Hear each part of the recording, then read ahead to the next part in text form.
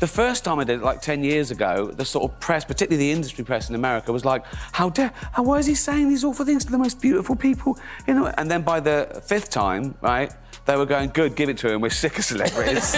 There's a claim circulating right now that the Epstein files reveal Ellen DeGeneres as, and I'm quoting this directly from the Post's, Hollywood's most prolific cannibal, that she consumed human flesh. Guess what? Pizza's here.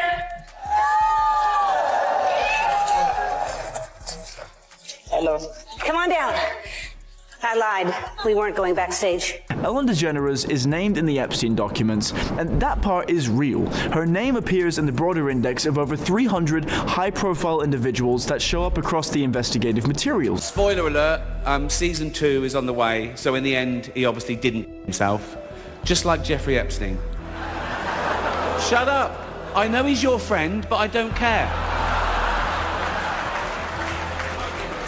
That line was said on live television before a room packed with Hollywood's most influential figures, and not one person laughed, smiling. Shining a light on something they don't want shined on. He repeated it for years.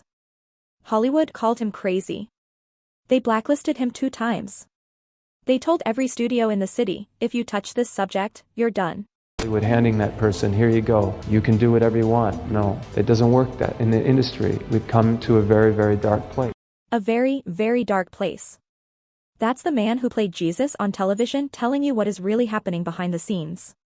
And while he was being criticized for saying it, when Ricky Gervais was sending warning shots from the Golden Globe stage, one of the most influential women in daytime television was silently building an empire on the phrase, be kind. Then the Department of Justice published 3.5 million pages of Epstein files. Her name appeared inside. And now every warning caveat Gervais ever made hit differently. But nobody is connecting the dots here. Let's begin with the room, because before we reach Ellen, before we reach the documents, before we reach the friends she had who are now sitting in federal prison, you need to understand the room. Every January, Hollywood comes together for the Golden Globes. The biggest actors, the richest producers, the studio executives who decide whose career lives and whose career ends. They sit at round tables, they drink champagne, they laugh at themselves a little, just enough to appear humble for the cameras. That's the act. That's the show. And for years, the producers of that event kept bringing one specific person back to host it. A British comedian who didn't care about being invited to their parties. A man who had no career to lose by telling them the truth said.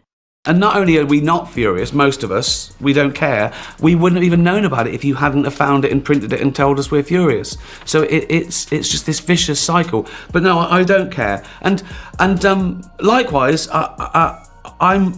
I know people are allowed to be offended by things I've said. That's up to them.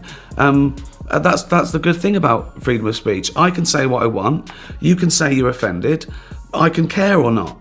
Are 200 million people watching at home? That was his audience. Not the celebrities, not the producers, not the publicists holding their breath in the front row. The people watching at home who had no idea what was really happening in Hollywood. The people who had never been invited to the parties. The ones who had never signed the contracts. The people who had never seen what happened after the cameras stopped rolling. And Gervais walked onto that stage year after year. And he gave those 200 million people a tiny crack in the wall, a small glimpse of what the people in that room really were. If you go back, watch that moment, watch the room, watch the cameras cut away, see the producers stop eating, watch the actors freeze in their seats because it wasn't a joke, that was a name, that was a flight. And every single person in the room knew exactly which plane he was referring to. I didn't go out there and break the law. It wasn't mental. Everything was justified. I researched those jokes. I made sure it was fair. I wouldn't say anything to go, well, that's not fair. He didn't do that. I'd go, only tell the truth. I didn't out anyone. I didn't do anything it was not in public. I didn't do anything that was something they couldn't help. It was about their behaviors. Yes. I know he's your friend. He didn't say a name.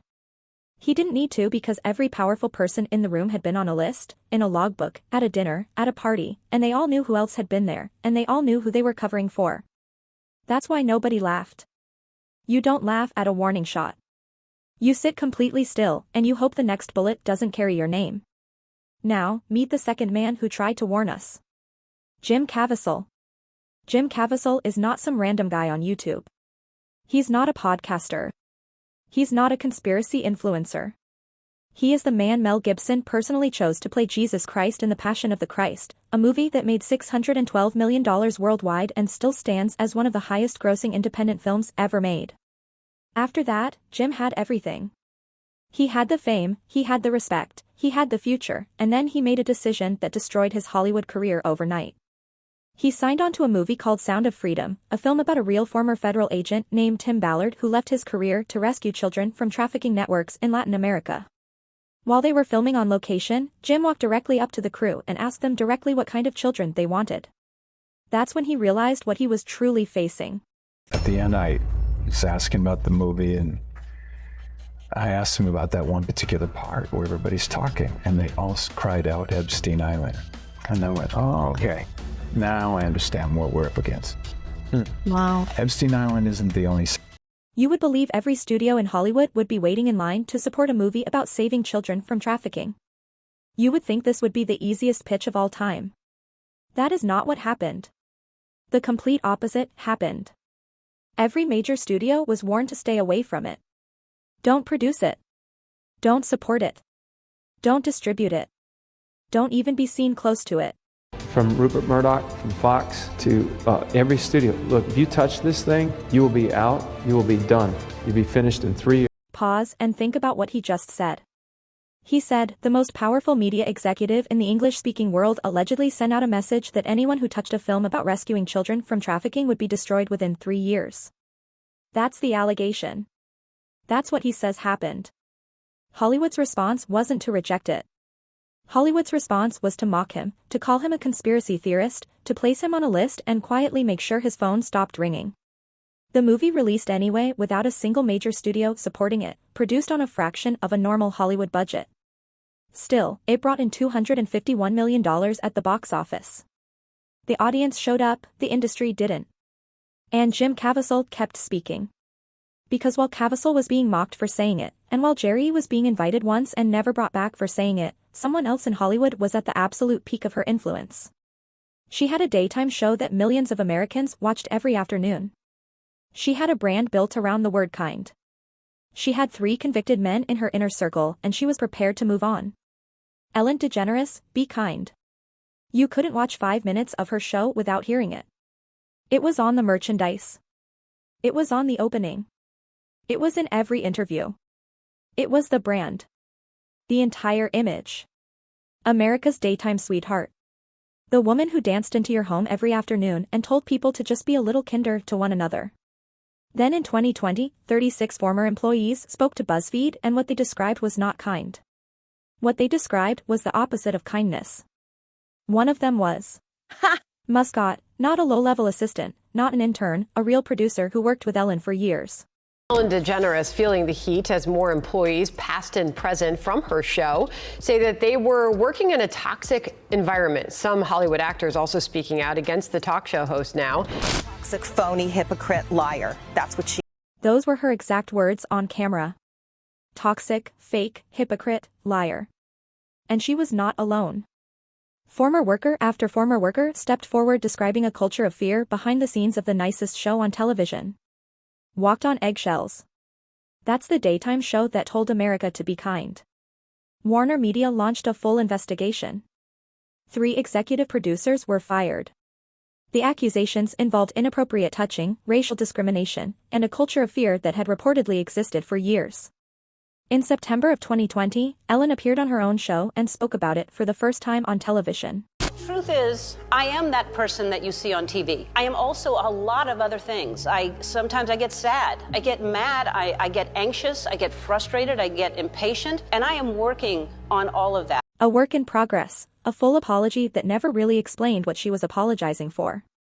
And former employees did not accept it. One of them said it publicly. She's known about this for 17 years. We were all afraid of her. She was not kind. The Ellen DeGeneres show ended in May of 2022. 19 years finished. And comedian Cat Williams pointed out publicly what many people inside the industry were quietly saying, that businesses making that kind of money do not just end. Something terrible must have happened behind the scenes. Something nobody was discussing on camera. The show ended and then 2 months later things became far darker. 2 months after Ellen's show ended, her former girlfriend and Hesh was dead. 4 months after that, her DJ and executive producer Stephen Twitch Boss was dead as well. Both deaths officially ruled.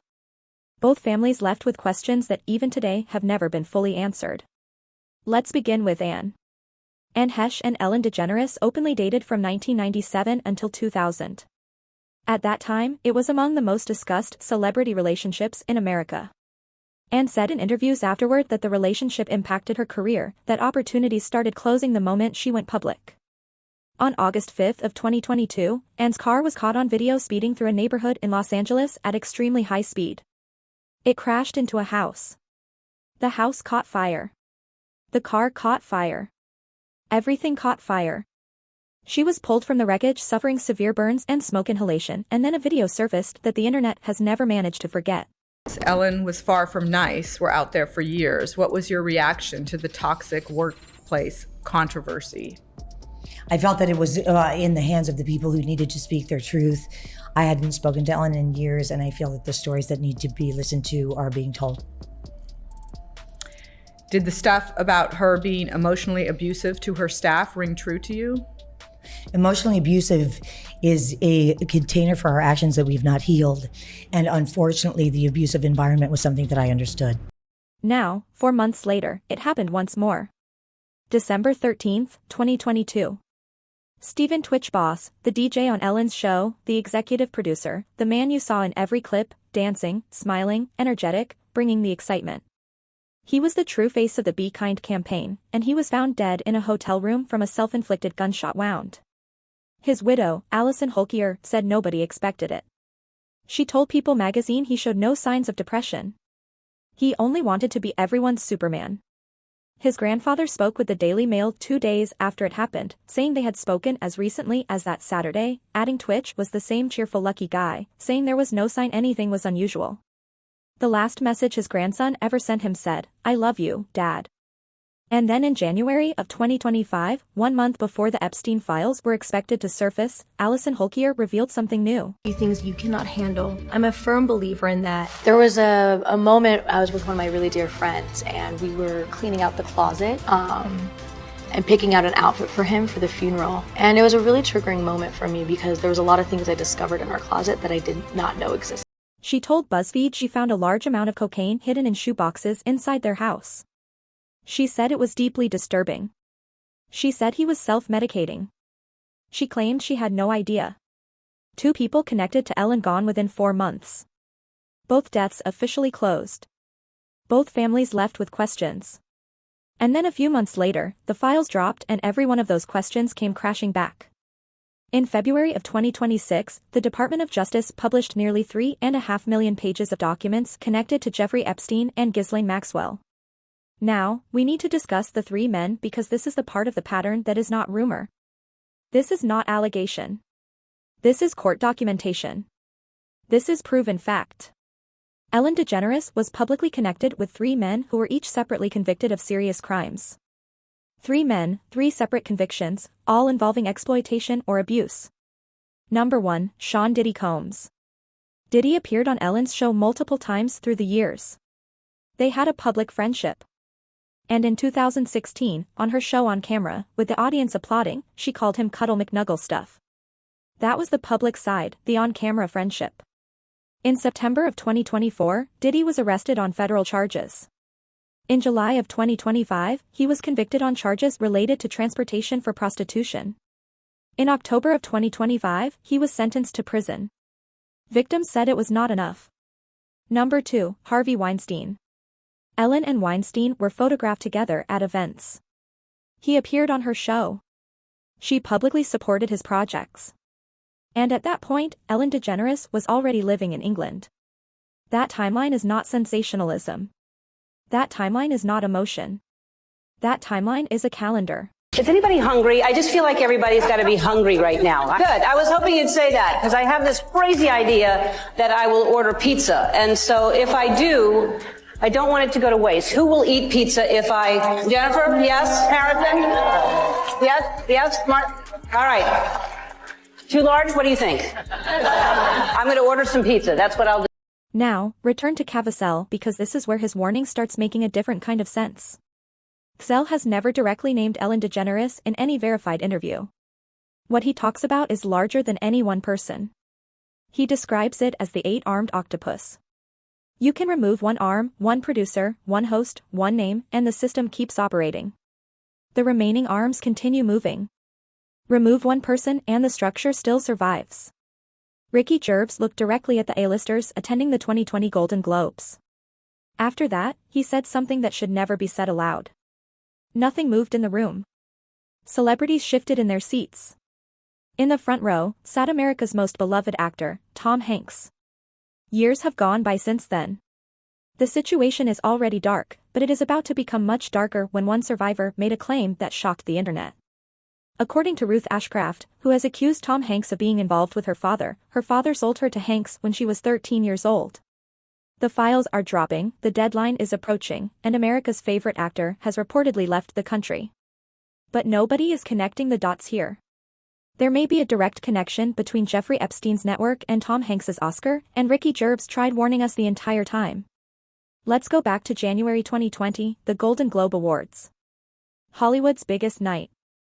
Every A-list celebrity imaginable was seated in that room wearing expensive dresses and luxury suits, ready to congratulate themselves. And then Ricky Gervais walked onto the stage. Now you need to understand something about Ricky. I thought, who do I pander to?